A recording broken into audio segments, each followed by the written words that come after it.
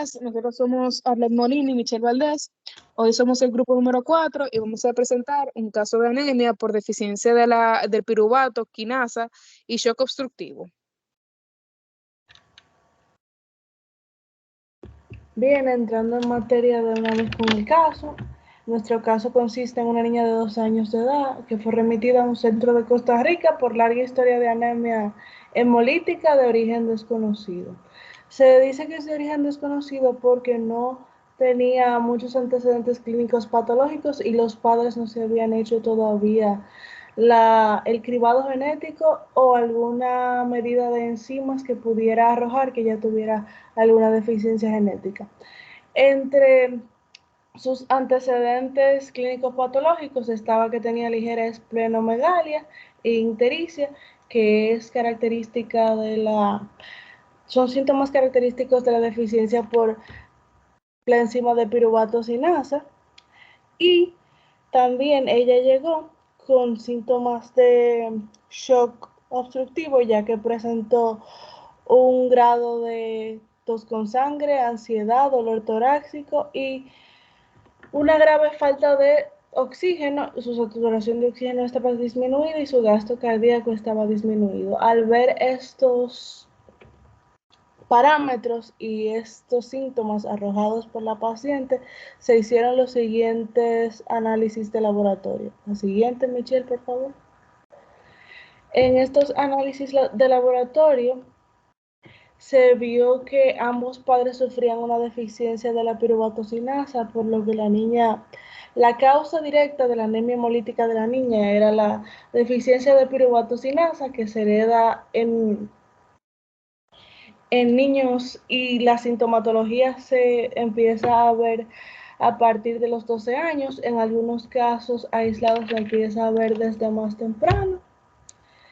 Y este tipo de anemia ocasionó el tipo de shock obstructivo, ya que, como se va a mencionar más adelante, el shock obstructivo tiende a darse por orígenes de enfermedades que alteran la hipercoagulabilidad de la sangre.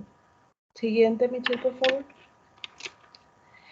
Como tratamiento de este caso clínico, después del diagnóstico de la anemia hemolítica por deficiencia de piruvato quinasa, hay que ser bastante cuidadosos con este tratamiento, ya que en Latinoamérica no hay muchos casos de este tipo de anemia, por lo que se prosiguió a buscar donantes compatibles para la niña y hacer las transfusiones de sangre pertinentes para corregir la deficiencia de piruvato quinasa.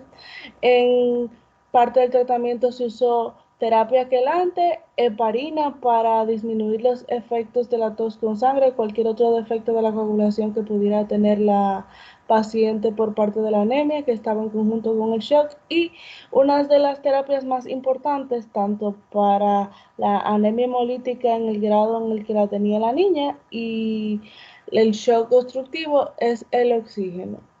Siguiente, Michelle, por favor. Ahora vamos a la descripción fisiopatológica de la anemia como tal. ¿En qué consiste la fisiopatología de la anemia por deficiencia de piruvato quinasa? Lo primero es que la deficiencia de piruvato quinasa va a causar un defecto notable en la producción de ATP y un aumento en la concentración de PEP que afecta el desarrollo de los glóbulos rojos.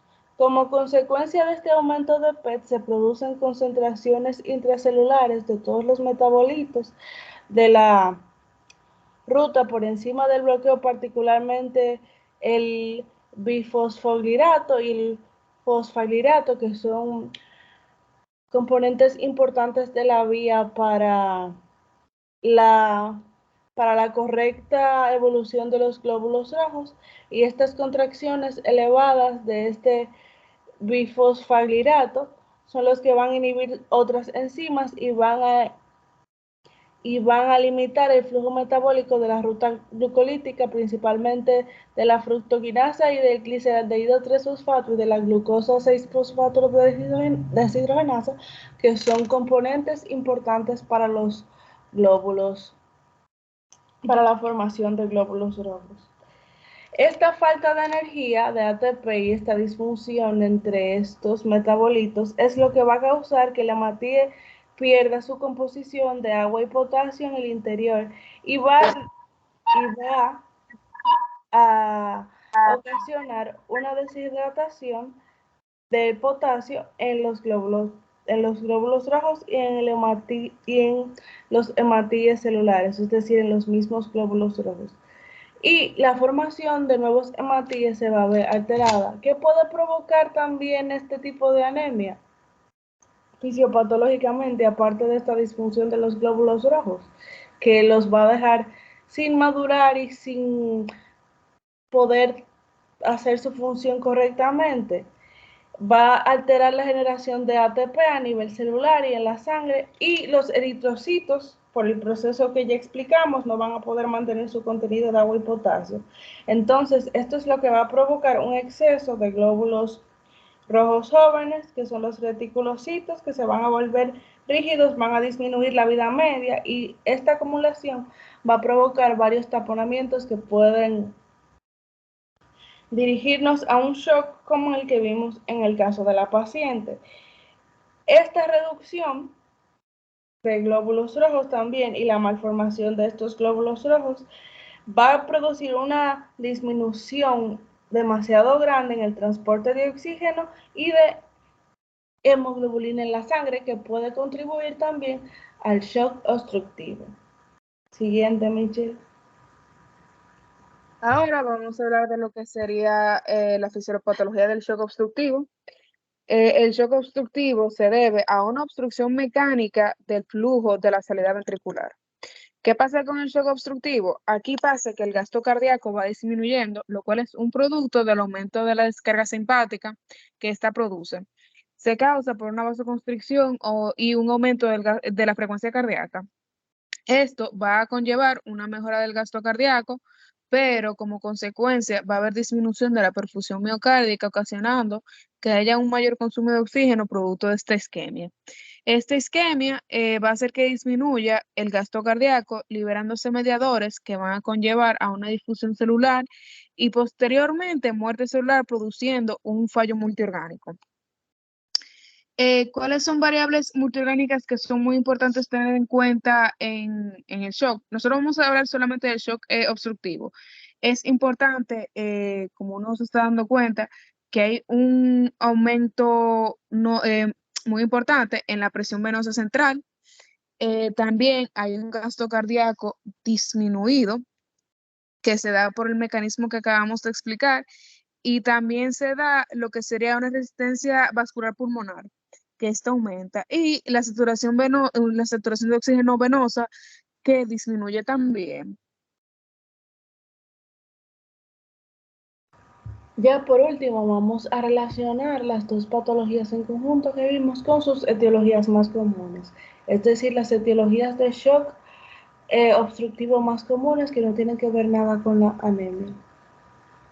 La siguiente, Michelle. Entre estas tenemos el taponado cardíaco, el embolismo pulmonar y el neumotórax. ¿Qué va a pasar cuando nos encontramos con un shock sin alteración anémica, un shock obstructivo sin alteración anémica, en este caso de taponado cardíaco? Lo que va a pasar con el taponamiento cardíaco es que las presiones del ventrículo van a aumentar, es decir, que la presión de llenado va a aumentar y la presión venosa central también va a estar en aumento. La PCP, que es de las presiones venosas periféricas que ya vimos, va a estar aumentada, y a diferencia de los síntomas de sangrado que vimos con la anemia, el shock obstructivo por taponado cardíaco lo que nos va a dar como triada es taquicardia, hipotensión, y esta, a diferencia de los demás, que es determinada por marcadores séricos o por otros tipos de estudios más invasivos, se puede determinar a través de ecografía. Siguiendo con el neumotórax o el shock obstructivo por neumotórax, tenemos que va a ocurrir una desaturación de oxígeno y va a haber alteraciones en el ritmo cardíaco.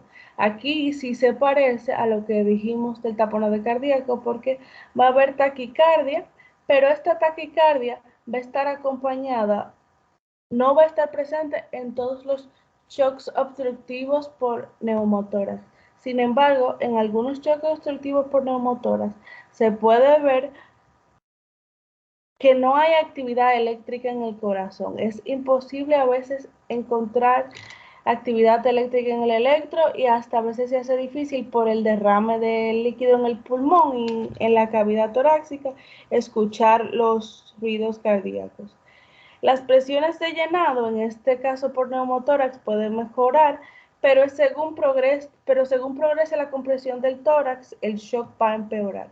Así que, aunque aquí hay una mejora de las presiones de llenado, esto nos puede o nos hace pensar que si el paciente mejora las presiones de llenado puede estar guiándose a un cuadro peor, ya que la hipotensión arterial y los ruidos cardíacos y respiratorios agudos junto con la distensión yugular van a aumentar.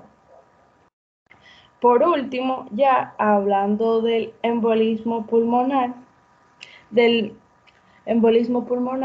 este es el shock uno de los shocks más comunes que se da por formación de trombo y un defecto en varios de los factores de coagulación, que tiene lo mismo en las presiones y en el llenado atrial, pero este es más rápido en velocidad en comparación con neumotórax y taponado cardíaco. Es decir, que el tromboembolismo pulmonar, si no se diagnostica a tiempo, puede ser más fulminante. La siguiente.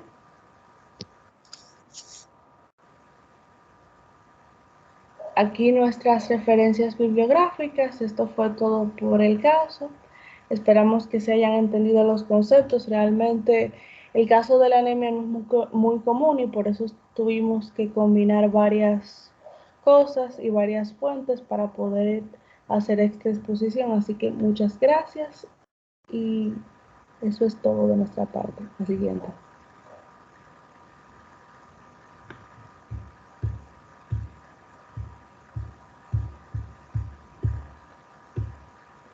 Bien, déjame